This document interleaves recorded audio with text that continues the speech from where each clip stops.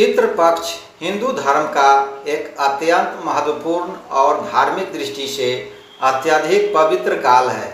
यह काल अपने पूर्वजों के प्रति श्रद्धा, सम्मान और कृतज्ञता व्यक्त करने का एक विशेष अवसर माना जाता है। हिंदू शास्त्रों में कहा गया है कि मनुष्य केवल अपने शरीर से नहीं बल्कि अपने कुल, अपनी परंपराओं और अपने पूर्वजों के आशीर्वाद से जीवित रहता है।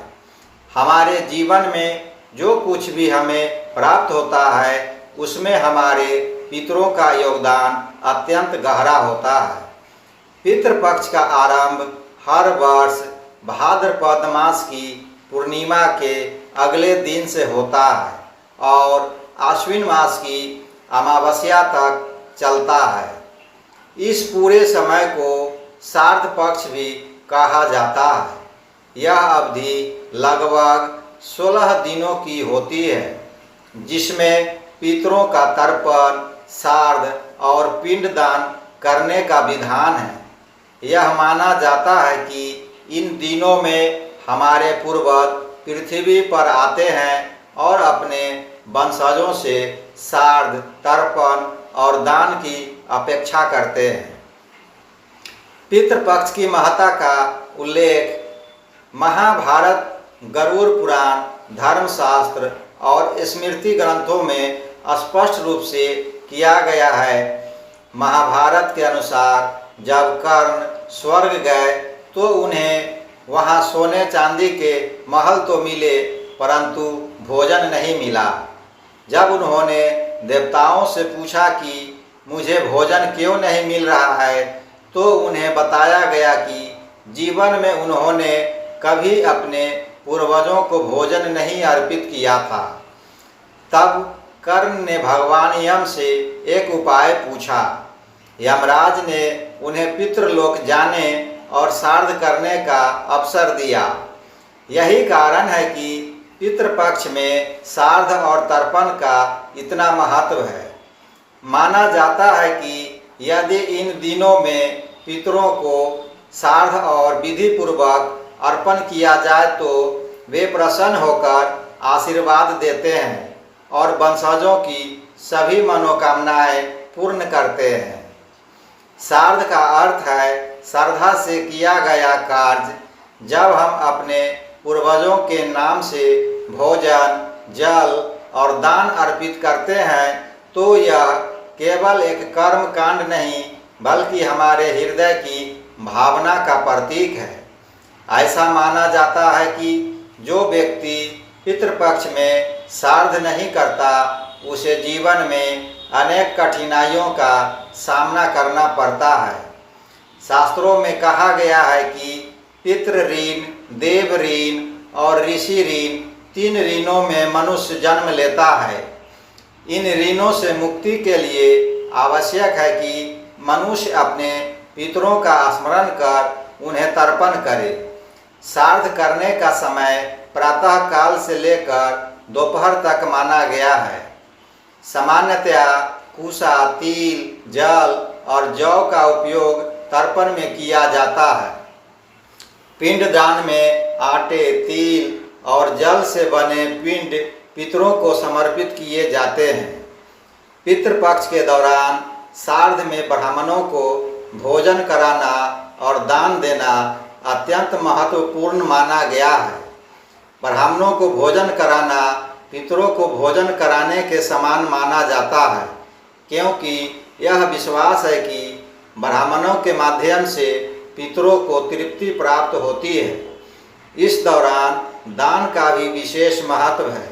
भोजन, वस्त्र, दक्षिणा और अन्न का दान करके पितरों की आत्मा को शांति मिलती है।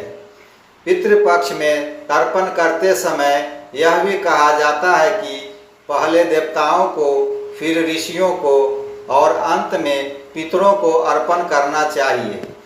ऐसा करने से त्रिदेव, ऋषिगण और पितर सभी प्रसन्न होकर आशीर्वाद देते हैं। पितृपक्ष का संबंध केवल कर्म कांड से ही नहीं बल्कि भावनाओं से भी है। यह समय हमें यह याद दिलाता है कि हमारा अस्तित्व हमारे पूर्वजों के कारण है। उनकी मेहनत, उनके त्याग और उनके आशीर्वाद से ही हम इस संसार में जीवन जी रहे हैं। इसलिए हमें उनके प्रति अपनी कृतज्ञता प्रकट करनी चाहिए। आधुनिक युग में जहां लोग अपने पूर्वजों को भूलने लगे हैं, वहां पितृपक्ष हमें हमारे मूल की ओर लौटने का अवसर देता है। यह हमें यह भी सिखाता है कि जीवन केवल भौतिक सुख सुविधाओं तक सीमित नहीं है, बल्कि इसमें आध्यात्मिक और नैतिक मूल्य भी महत्वपूर्ण है।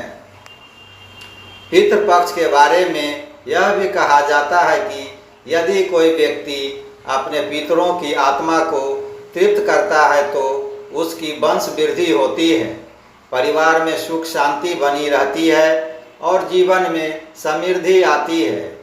इसके विपरीत यदि कोई व्यक्ति पितृपक्ष के नियमों की अवहेलना करता है तो उसके जीवन में पितृदोष उत्पन्न हो सकता है। पितृदोष के कारण जीवन में अनेक बाधाएं आती है, संतान सुख में कमी होती है, आर्थिक संकट उत्पन्न होते हैं और मनुष्य को मानसिक तनाव का सामना करना पड़ता है। इसीलिए ज्योतिष में भी पितृदोष को दूर करने के लिए श्राद्ध, तर्पण और दान करने का उपाय बताया गया है। पितृपक्ष में केवल श्राद्ध ही नहीं बल्कि गंगा, यमुना, नर्मदा जैसी पवित्र नदियों में स्नान करने का भी महत्व है। ऐसा माना जाता है कि पवित्र नदियों में स्नान करने से पितरों की आत्मा को शांति मिलती है और पापों का नाश होता है। कई लोग इस समय गया जी जाकर पिंडदान करते हैं। गया का महत्व पितृपक्ष में सबसे अधिक माना जाता है। कहा जाता है कि स्वयं भगवान विष्णु ने गया में पिंडदान का विधान स्थापित किया था, इसलिए यहाँ किया गया श्राद्ध और पिंडदान मोक्ष प्रदान करने वाला होता है। श्राद्ध के नियमों में यह भी बताया गया है कि पितृपक्ष के दौरान सात्विकता का पालन करना चाहिए। इस समय मांस, मदिरा और तामसिक भोजन से बचना चाहिए। घर में स्वच्छता और पवित्रता का ध्यान रखना चाहिए। यह भी कहा जाता है कि पितृपक्ष के समय किसी का अपमान नहीं करना चाहिए और न ही किसी के प्रति दुर्भावना रखनी चाहिए, क्योंकि यह समय केवल पुण्य करने का है। श्राद्ध करते समय मन में पूर्ण श्रद्धा और समर्पण होना चाहिए। केवल दिखावे के लिए श्राद्ध करने से पितरों को तृप्ति नहीं मिलती। पितृपक्ष का यह पर्व केवल हिंदू धर्म में ही नहीं बल्कि अन्य परंपराओं में भी किसी न किसी रूप में विद्यमान है। पूर्वजों का सम्मान और उनके प्रति कृतज्ञता व्यक्त करना हर संस्कृति में महत्वपूर्ण माना गया है। यह इसलिए भी आवश्यक है क्योंकि हमारे पूर्वजों के बिना हमारा अस्तित्व संभव नहीं है। पितृपक्ष हमें यह सिखाता है कि जीवन में चाहे कितनी भी प्रगति कर ले, हमें अपनी जड़ों को नहीं भूलना चाहिए। हमें अपने पूर्वजों के प्रति प्रेम, सम्मान और श्रद्धा बनाए रखनी चाहिए, क्योंकि यही हमारी संस्कृति की पहचान है। अंततः पितृपक्ष का महत्व केवल धार्मिक दृष्टि से ही नहीं बल्कि सामाजिक और सांस्कृतिक दृष्टि से भी अत्यंत गहरा है। यह समय हमें हमारे परिवार, परंपरा और संस्कृति से जोड़ता है। यह हमें यह याद दिलाता है कि मनुष्य केवल अपने लिए नहीं बल्कि अपने वंश, समाज और पूर्वजों के लिए भी उत्तरदायी है। जब हम अपने पितरों को स्मरण करते हैं और उनके नाम से दान पुण्य करते हैं तो हम न केवल उनका आशीर्वाद प्राप्त करते हैं बल्कि अपने जीवन में सकारात्मक ऊर्जा का संचार भी करते हैं। इसलिए पितृपक्ष को केवल एक कर्मकांड न समझकर इसे श्रद्धा और भक्ति के साथ मनाना चाहिए। यही हमारी संस्कृति का सार है और यही हमारे जीवन की सच्ची समृद्धि है।